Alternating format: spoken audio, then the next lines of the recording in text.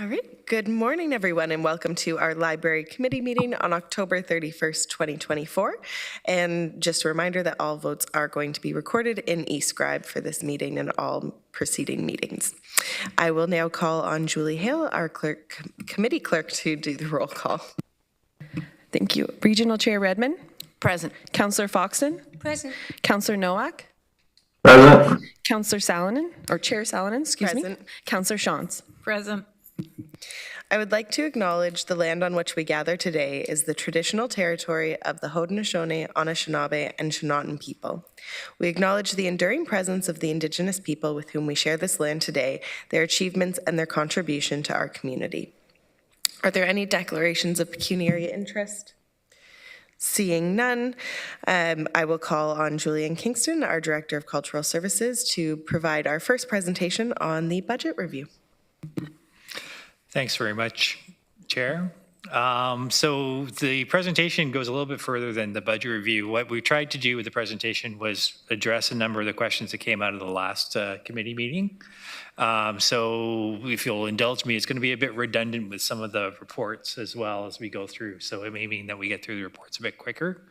And because I've combined some of the information into this presentation, I would ask that if I can defer to staff and or Carol from Finance for some of the questions as we go along.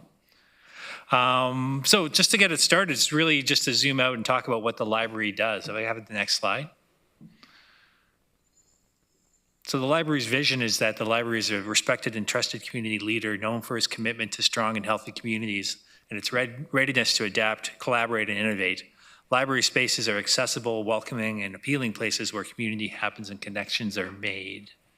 So this is our vision, and it's aspirational, but I think it does speak to what the library does. Next slide. In terms of the strategic plan, library services are situated primarily within the equitable services and opportunities priority, and then also in resilient and future-ready organization. Next slide. In terms of the library's activities and services, they're broad-ranging. The library provides comprehensive and efficient public library service that reflects communities' unique needs. To a certain extent, the library's opening hours, the purchase and circulation of books have standards that are mandated by the province, so that provides a bit of a framework for what we do. And library services provide rural residents access to materials, resources, and the internet. Currently, branches are open 241 hours per week across 11 branch locations and one satellite location. And we do tracking for performance on the number of in-person visits and resource circulation, among other metrics. In 2023, which is the year we have the full year of data for, the library received over 112,000 in-person visits. And we had circulation of physical materials of over 272,000 items. And to add to that, we had digital circulation over 152,000 items. So it's a busy service. In terms of programming, you can have the next slide, sorry. In terms of programming, the library's programs connect people of all ages to the world of ideas, lifelong learning, and experiences. The library offers in-person programs at all of its locations, as well as the pop-up location, and in 2023 offered over 175 adult programs and 687 children's programs. So again, busy and lots of activities. Just to look at the preliminary budget for next year. Now, I do apologize that these slides are a bit dense and hard to read.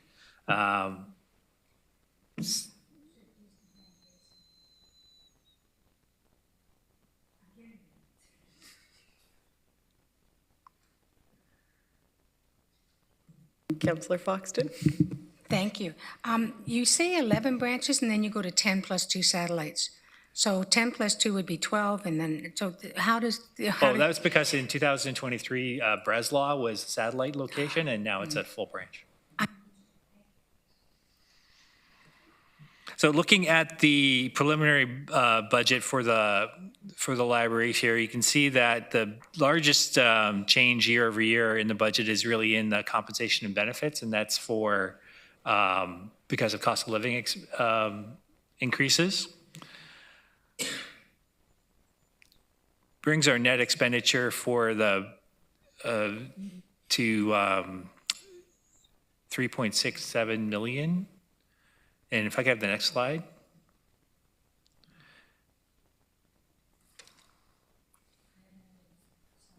Yeah. Councillor Foxton. 4.3 budget change for compensation and benefits. What was the average compensation we did for the rest of the region? I didn't think we went above 3%. I could defer to Carol on that.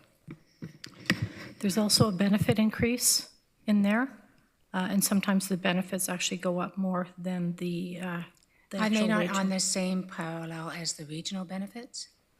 Yes, but generally, when I was looking at other program areas of mine also, it was about the same. I don't know what you're saying. Can you speak more? You might just turn it towards you, hon. Sorry. It's all right. I'm new to this.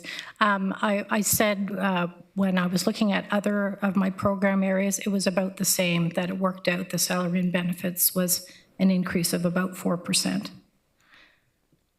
Because I think the benefits actually are higher than the salaries, the benefit cost increase. Okay, because I thought we did at 3%, and I thought that covered both as well. Am I wrong there? I can be wrong. Does anybody know? Matt, too. I can, through you, Chair. I think it really depends on each negotiation, each agreement with a union. So we can, I'll check into that. I know in addition to just the salary increase, there are step increases and changes as people get more experience. So it actually adds up on top of the strict COLA year over year. So that might be an explanation behind the 4.3. Thank you, through the chair. I'll just continue. So you can see sorry, is there another question? Sorry, I just don't have it up on my screen that your hand is up, but we can go to Councillor Shantz. Thank you. My question is regarding the work that's done at headquarters and the staff there. And so this might not be the right time to ask it, but I'm just curious, being that headquarters is like more than half of the total budget. I'd like a little information on what happens there at some point today. I will leave that to your discretion, Julian, if you think there's a more appropriate time in your presentation, but just knowing that we'll answer that at some point. I think we can take it on now, actually. And Absolutely. I can defer to staff in terms of talking about why headquarters is, what the activities that happen there, and why it takes up the lion's share of the budget. So our headquarters office holds our library management team, our administrative workers, and all of our tech team, and our programming team. They operate it out of our headquarters office. So that could be part of the explanation for why the costs for staff salaries are higher there. Councillor Shantz. And how many people is that? I think there are about 14 people total working out of that office. Some are part-time. I think 2 of those people are part-time, and there's, in the summer months, there are summer students, but the rest are full-time. Matthew. Just in addition to that, so not knowing the specifics, but diving into the table that's on slide 9, which Jillian was just going to, the more than half of the expenditures for headquarters are for maintenance. So you see, that's the maintenance line. So that's what was mentioned, is that the maintenance is kind of centralized. So that's the main cost driver from at the HQ location. So you see, maintenance is 82,575 in that first column. So I think that might be that might explain the difference in balance. Councillor Shantz? Maybe. And are those maintenance folks included in the 14?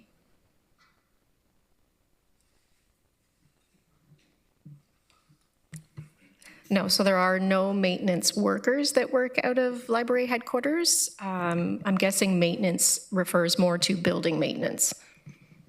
So the maintenance of the building. So paid to the townships for maintenance? Well, library headquarters is a regional building. So maintenance at that building?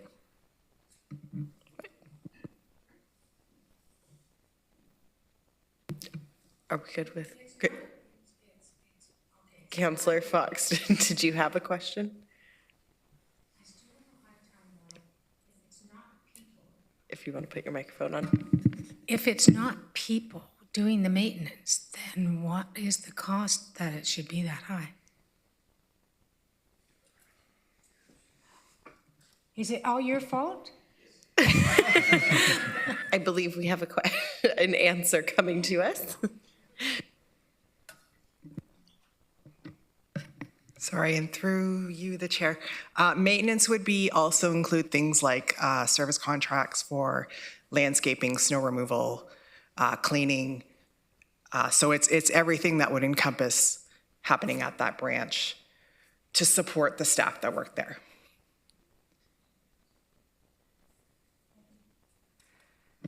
Okay, I think we're good to carry on with the presentation. Can we just go to the previous slide for a minute? So in terms of the net tax levy, when we look at revenue, the property tax levy before the expansion request was $3,255,000. There is an expansion request for additional hours, which is another one of the questions that we had earlier. So we'll talk about this, and there is actually a report on that as well. The additional hours would be an additional 25 hours per week, but we're talking about phasing that in halfway through the year, so that in 2025 the cost would be $27,000.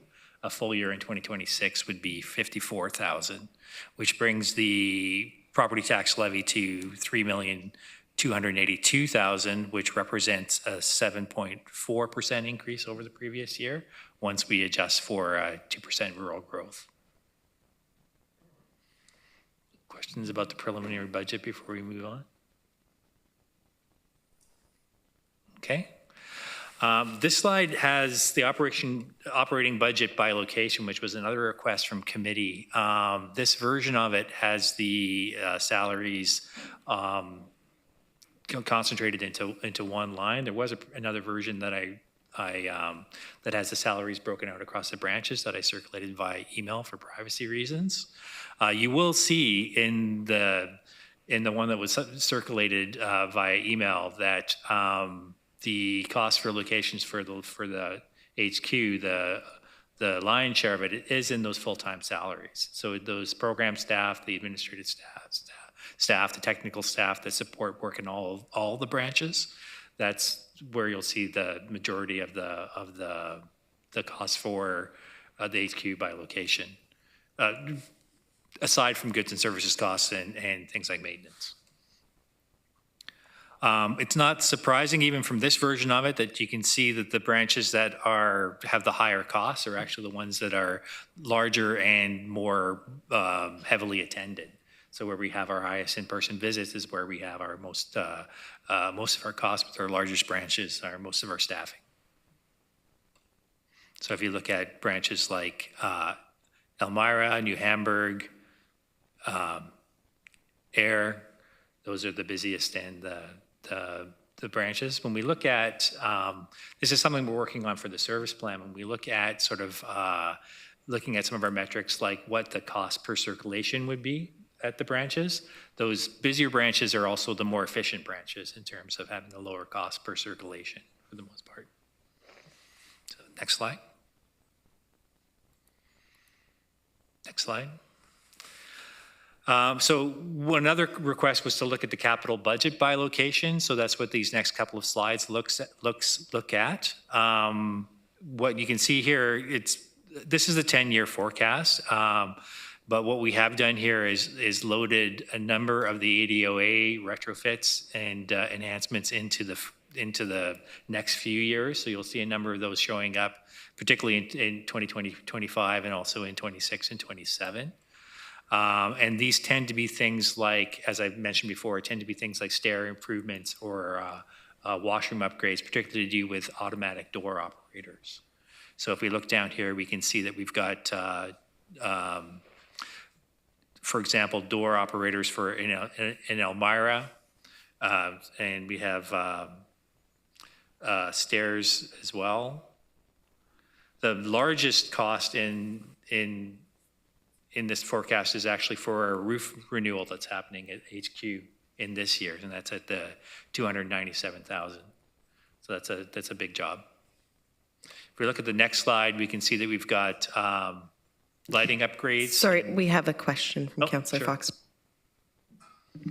Did we think about applying for AODA upgrades? I know that the township, we had to put in automatic doors in a few places and covered completely by the federal government. Okay, I'll defer to Tracy on that one, actually. Thank you. So we would apply for any upgrades that we can. Being the municipal government, we're not always able to apply for a lot of those grants, though. We're a municipal government, the township of North Dumfries, and we Yep. did get covered by the federal government. Okay. We actually have programs out there for municipal facilities to offset, to try and make them make the demand time. So I would really recommend we apply under AODA for the federal government. Yep, we'll look into it further, yes. Thank you. Save us a lot of money. I think we're good, Julian, for you to carry Okay, on. great. I've kind of lost my place there. I think New Hamburg, we have power operator doors we'll be putting in next year. And St. Clements, and we'd be looking at power doors there and power door for the front door, I believe, and then door upgrades the next year.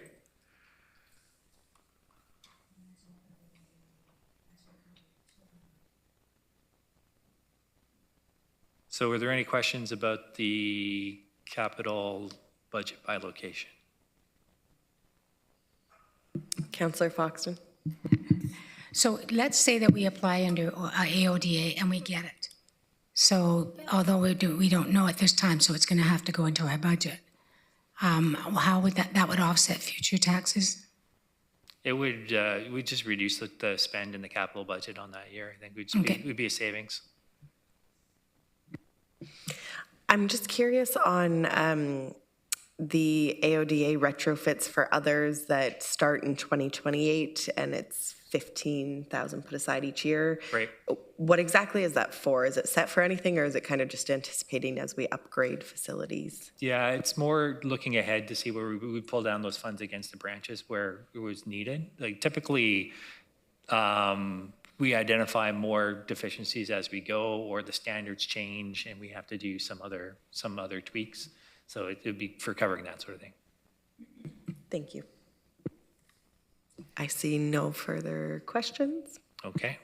Let's look at the library services reserve projection then. That's a couple slides ahead.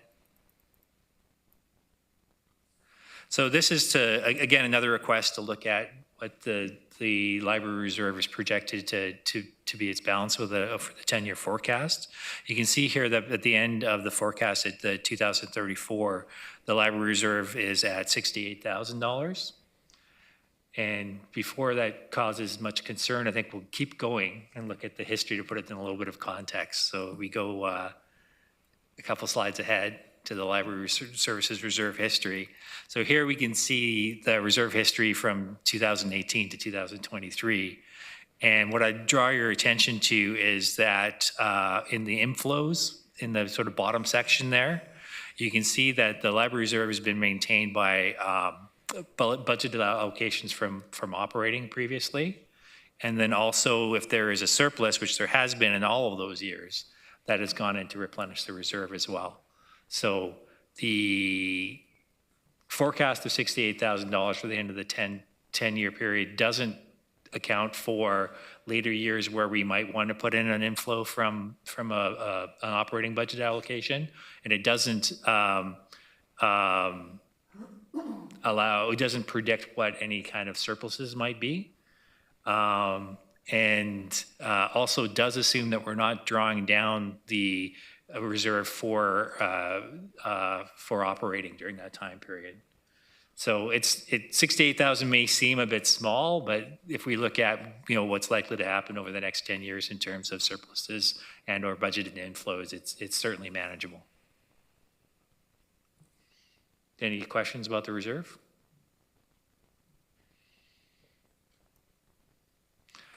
Okay, if we can move on then. Wanted to talk a little bit about additional hours. So currently, the library service hours are still behind what they would have been pre-pandemic. Cumulative branch hours at the moment, as I said earlier, are 241. In October 2019, they were 285 hours per week. So we are looking at edging those hours back up to pre-pandemic service levels. And this proposed increase of open hours would impact Elmira, New Hamburg, St. Clements, and Wellesley branches, as well as the Clyde pop-up location. There's no recommendation to decrease branch hours. So we have the next slide. So at Elmira, New Hamburg, St. Clements, and Clyde, those locations are all showing moderate to steady increases in terms of circulation numbers and visits and new memberships. In some cases, they're going over what they would have been pre-pandemic. And Wellesley, had lost a number of hours between 2019 and 2020, and its usage isn't coming back as quickly as some of the other branches. The thinking is restoring the Friday afternoon hours at Wellesley might go a long way to bringing those numbers back up. Next slide. Here you can see in the right-hand side of the chart where we're proposing to add the hours. So we're looking at an additional Thursday on the third Thursday of the month at Clyde. Looking at additional hours on Tuesdays and Thursdays in Elmira, Tuesdays and Wednesdays at St. Clements and New Hamburg, and then that additional day, the Friday afternoon slot at Wellesley. So these are currently in as a expansion request in the budget process. Any questions about the hours? Okay, moving on a little bit to AODA. One of the questions that we were asked was what we've done is pulled out a few examples here so that it kind of gives you a guide to reading those appendices and you can see sort of in general what work belongs where. So as I explained with the accessibility report, the township responsibilities tend to be in kind of base building and exterior accessibility, particularly if it's a standalone location. If it's a mixed location, then if a mixed use location, then it's, again, the region is responsible for its kind of program area within the facility. And that's generally in terms of the standalone facilities as well. If it's an interior, if it's a program-related area, then the region's responsible for it. If it's exterior-based building, then it's the township. So just to give you an idea of how that plays out. The next slide. This is an example from Woolwich and Elmira, what would be regional responsibilities. And some of these are actually already in the capital plan that we looked at earlier. So things like nosing strips, which are high contrast strips that go on the edges of stairs and things. Tactile walking surface indicators, which are those like nubbly kind of, they're usually high contrast yellow. They're services before you get to the top of the stairs or at the bottom of the stairs, and things like handrail details. So those would be considered regional responsibilities. Give it the next slide. And things like guards and handrails. So these are at Elmira a number of the elements that have been flagged for AODA work. If we look at the next example, the next slide, these are things that would fall under the township at Elmira. So things like the ramp to the main entrance, which is a little bit off its slope. And I think this may have actually already been addressed with a work request to deal with some settled pavers there. Things like the overhead entrance clearance, which is close enough to spec that we're not recommending that it be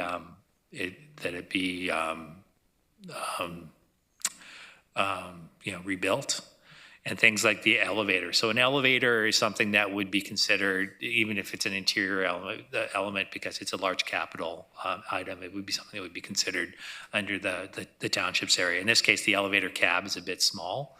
Again, the recommendation isn't to try to enlarge it because there isn't room within the footprint of the building. But there are a number of things that can be done with the elevator in terms of its audible and call signals. Next slide. So here's some examples for things that would be regional responsibilities at New Hamburg and Wilmot. So things like color contrast around door frames for like washrooms and things like that. And this is, again, it's another area where there are, we could use power assisted doors. And this is something that's in the 2025 capital program for Wilmot, is to get those washroom doors in.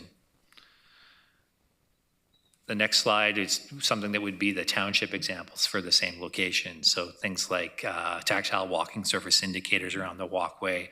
The width of the walkway is a bit narrow, but again, this is another thing where it's close enough to spec that we're not recommending a change for it. Something like the landing entrance is again below spec in terms of what it should be, and something like that could be addressed at the next time that the walkway is renovated. So. Ongoing, the library staff have been meeting with township staff and looking at within the context of this work that's coming up, and looking at what work could be done by the region, and what work could be scheduled with the township, and working together on that. So, any questions? Chair Redmond. Thank you, Chair Salonen. I really appreciate the fact that we're moving forward with the AODA requirements. Is there any repercussion for not meeting a deadline that we already passed? The legislation wording was changes from being fully compliant to approaching compliance. So we're not really in any danger, but we always want to be as accessible as we can be, right? So. And making these changes make things better for everybody. So we're diligently moving in the right direction. And I really appreciate the fact that it's a lens through which we look at any kind of upgrade of any facility. It doesn't make sense to replace doors when they don't need to, but when they are replaced, that's one of our focuses. So thank you for that. Councillor Foxton. Just nagging again. So I'm really want to push that we do get applications in for the AODA things. We all know a federal election's heading our way. So this is the time when they open their pockets to try and buy votes. So and we have to hit our MPs. Do you think I'm too blunt? We have to hit our MPs. So when we apply, we have to make sure the MPs are aware of what we're applying. When we apply, we not only send it in, but we hand a copy of the document to our MPs to fight for us. So I'm asking that the region do the same thing. And with the municipalities, if we have to upgrade our libraries in such a way that we look at those things, because we don't know what the next federal government's going to be. And that money is there. Thank you. I see no further questions. Councillor Nowak, I just want to make sure, because you're online, are you good, or do you have some questions? You can go ahead. Oh, I believe that you're muted. Yeah, okay, something else pops up here. The number of visitors in 2023, that sort of popped out to me, 112,000. That seemed a little bit light. Is there a comparison like pre-COVID? Is that some post-COVID numbers low because of post-COVID, or is that pretty much standard? I believe they're approaching those numbers, but I can defer to staff to see if they have better information on the stats. I don't need an answer now, but it just seemed low. I thought that the number would be significantly higher, for 11 branches.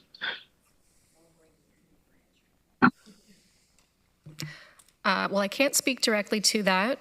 With 2019's circulation and attendance numbers, I don't have that at hand right now. But I guess I would say with 2023's numbers, keep in mind that we're also working with fewer hours, open hours now and in 2023 than the branches had in 2019. Okay, good. Wait and see what 224 brings. That was the only thing I had. Thank you very much. Thank you very much, Councillor. I see no other questions. My apologies, Councillor Shantz. Thank you. Both of these reports are for information. Is this going into the budget process at this point, or?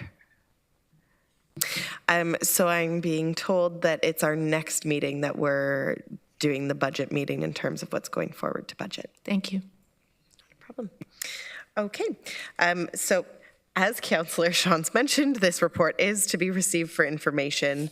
So we will move along to our next report, and I will call on Carol Pfeiffer, our financial analyst, to introduce the report. Sorry, Councillor Foxton. Just to note that at the budget meeting yesterday, it was already on there, and I had to remind Councillor James that we had not passed the library budget yet for her to put that motion as to accept it and put it forward. So we have to be very careful here unless we're just rubber stamping, and I don't think we want a rubber stamp. So, thank you. Chair Redmond. If I could, I think that's a really well thought out caution, but I would have to say that nothing's etched in stone till budget day. So although this is part of the consideration, none of those decisions have been made as yet. So there'll be plenty of time for the library committee to put forward their recommendations. Okay. Are we good to move on to our next report now? I think that comment has been taken into consideration. All right. Okay. All righty. Carol, whenever you're ready, thank you. Okay, so some of this Julian has already covered, but in the report, the preliminary base budget is a net property tax levy of $3,255,000, which is an increase of $259,000 or 8.6%. And the increase is mainly due to staffing costs, which are COLA and benefits, general inflation, facility operating costs, as well as the reduction of the contribution from the library services reserve of $100,000. The second item is that staff are proposing an increase of 25 hours per week starting July 1st. And for 2025, that would be a cost of about $27,000. And for a full year would be about $54,000. Just a little bit of background. In 2023, the increased cost of the library budget was defrayed by a $200,000 contribution from the library services reserve. We reduced this to $100,000 in 2024, and in 2025, we're proposing to reduce this contribution to zero. So that's a net levy increase of $100,000 or 3.3% increase. So the other item would be the capital plan. So the 10-year capital plan from 2025 to 2034, the total is $1,927,000, and of which $589,000 is in 2025, and this is covered in Appendix C. And the capital program is funded primarily from the Services Reserve and the Regional Development Charges Reserve. We've also attached a 10-year projection of the Library Services Reserve, which was previously discussed. In 2024, we are expecting to have a balance of 1.21 million, and that would be drawn down to about 68,000 in 2034, though Julian did point out that this is kind of a worst case scenario because we do not normally include contributions from surplus when we do the forecast. So back in terms of the financial implications, if we think about just the base budget, which is the $3,255,000, it's a $259,000 increase, which is 8.6% before assessment growth. And including the expansion request of $27,000, it would be $3,282,000, a $286,000 increase, which is 9.5% or 7.4% after a 2% assessment growth. And that works out to about $5.49 increase in cost per household. Councillor Shantz. I have some questions that I think we might need to go into closed for, and regarding staffing and some of those pieces. So I wonder if I can just say that now. Maybe we can get through the open part and then go into closed for those questions, given we're not really approving anything.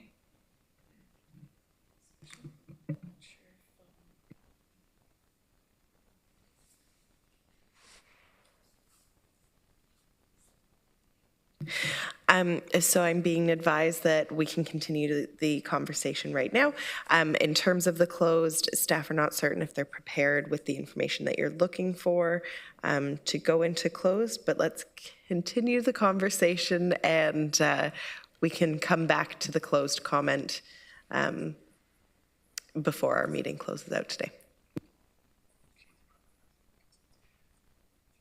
Are there any additional questions on this matter for open?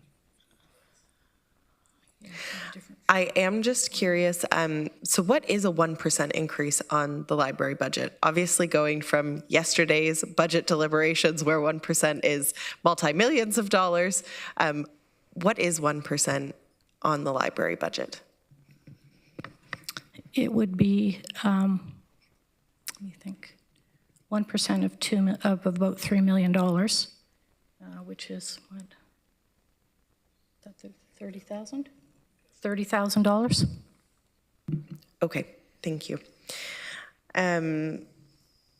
Seeing no other questions on this particular matter, we will move on to our next report, which I will call back on Julian Kingston to introduce, and that is the library open hours. I know you kind of covered it, but I will leave it to you if you'd like to add more. I did kind of cover it, but I can kind of bring it back again. So again, just as a reminder, we're looking at currently the hours are 241 hours. That's down from our kind of peak at 285. So we're looking to move back towards those open hours. It's 25 hours per week. But phased in sort of halfway through the year, and the increases would be in Elmira, New Hamburg, St. Clements, and Wellesley, and the Clyde pop-up. I have gone through most of this in detail, so if there's questions, this would be a good time for that. Are there any, we will go to Councillor Nowak. Not a question. I just want to say I'm very pleased to see the extra hours, especially at the Wellesley branch and the St. Clements branch. I think our folks are going to be looking forward to that, and I do think you'll see an uptake in use, especially at the Wellesley branch. So that's something I'll be supporting throughout. So thank you for that. Very good. Any other questions or comments, councillors? Seeing none. Again, that is to be received for information. In terms of our information and correspondence, we did receive the tracking list. Are there any questions in regards to what's on that list?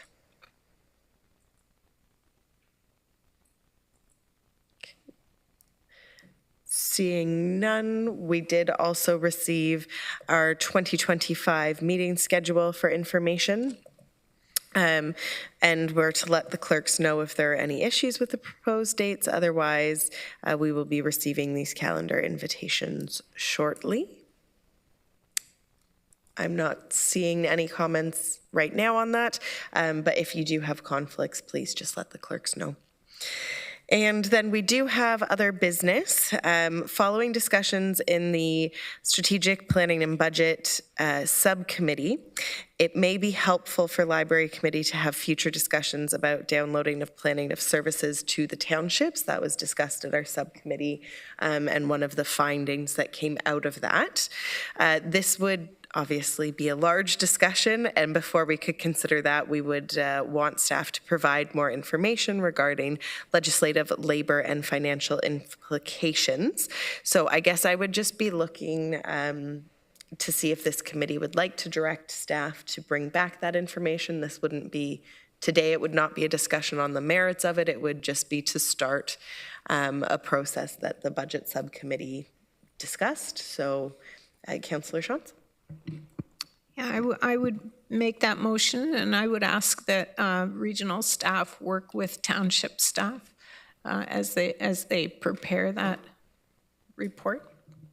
Very good. I do believe that the clerks have a motion that they're going to bring up on the board for us. So that's been moved by Councillor Shantz. Once it is on the board, we'll get clarification that you're pleased with the wording.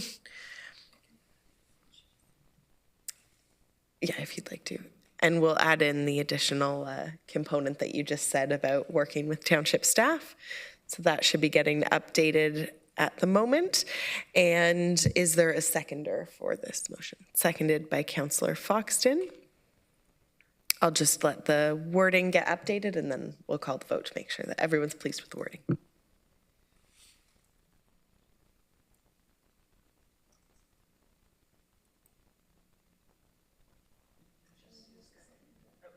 Sorry, Councillor Foxton. Do we have our council schedule for 2025 yet? Okay. For 2025, okay, I'm trying to, Okay, okay, got it, thank you. Councillor Nowak? Just in that motion, I'm just wondering if we could add also the process. I mean, what is the process that we would have to go through? I think we would have to, look at the municipal act and change things from that perspective as well. So I'd like to have an indication on the process and what would be involved. Or is that premature to what you're asking for now? I'm being advised by our clerk's department that would be information that staff would be bringing back, would be inclusive of how we would go about should committee and the rest of council decide to go down that path. Yeah, okay, well, I guess it's just the first step anyway, so we can take it from there. Okay, thank you. Mm-hmm. Okay, and I think we're going to get the new wording on the motion up. Is that suitable to you, Councillor Shantz, as the mover? Yes, and Councillor Foxton? Okay, I will call the vote and it will be via e-scribe.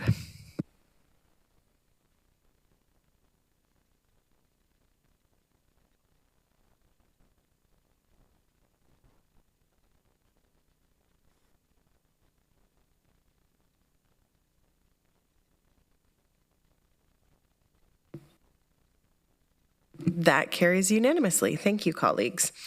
Are there any other questions or points of business? We will go to Councillor Shantz on the closed matter. Yes. Yeah, do you need me to articulate my question before we go down, or? I don't think you want to do that. Yeah, thank you. Yeah.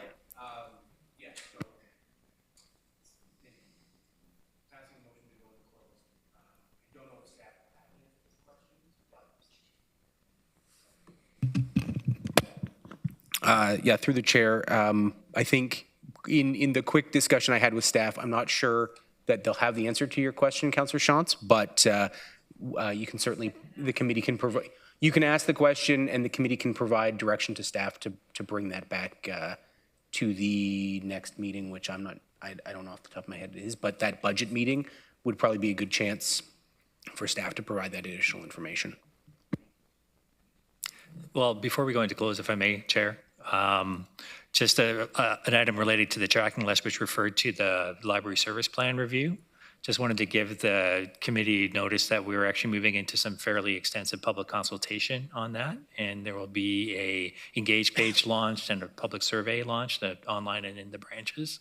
And we're planning to launch that next week. So we're about to get some, what we hope is very good feedback on the service review. Very good, thank you. Is there any other open business, other business that anyone would like to address? Nope, seeing none. I believe that the motion to go into closed will be coming up on our screens as well. And do we have a seconder to go into closed? Seconded by Councillor Foxton.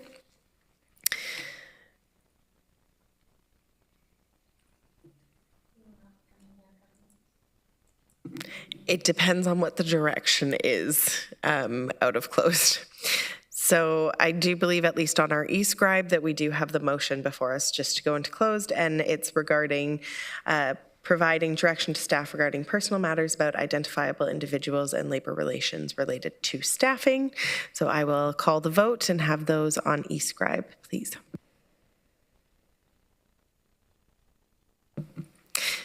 Yes, that has carried unanimously. I realized by the time I called the vote, all of you had already voted. No, that's okay.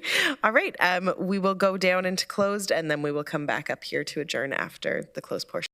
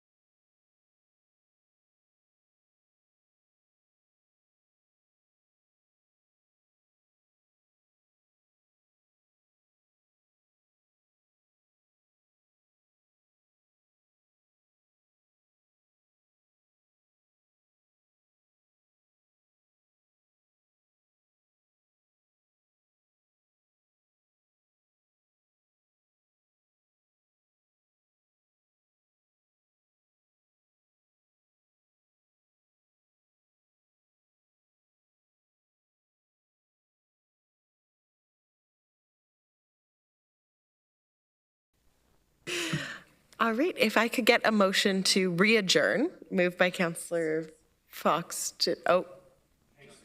Sorry, I think I started before the live stream. We're good to go now? Okay, thank you. Sorry.